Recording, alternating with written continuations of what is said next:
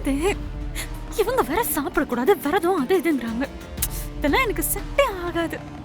என்ன பண்றது? சாக்லேட் மட்டும்தான் இருக்கு. இது எனக்கு பத்தாது.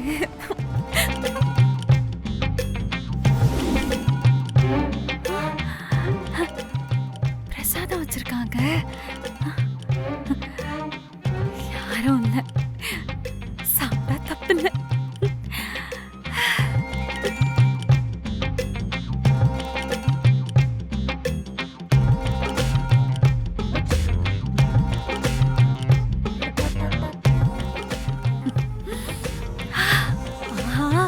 சாமி என்ன மன்னிச்சிரு.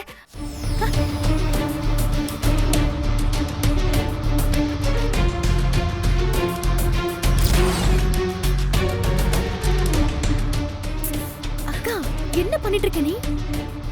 பார்த்தா தெரியல. கோவில் பிரசாதம் நல்லா இருக்கும்னு சொன்னாங்க, அதான் டேஸ்ட் பண்ணி பார்க்கலாமே.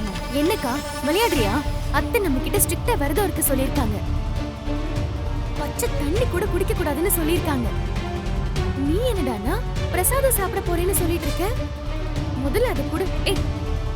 அவங்க தான் ஏதோ வளர்றாங்கன்னா நீயும் அதை நம்பிக்கிட்ட.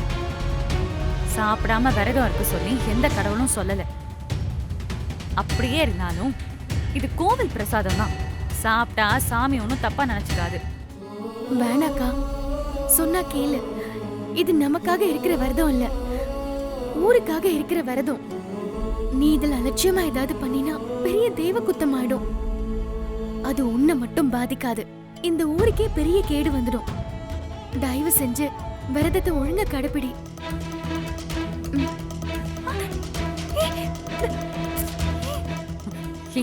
என்னடி எனக்கே அட்வைஸ் பண்றியா?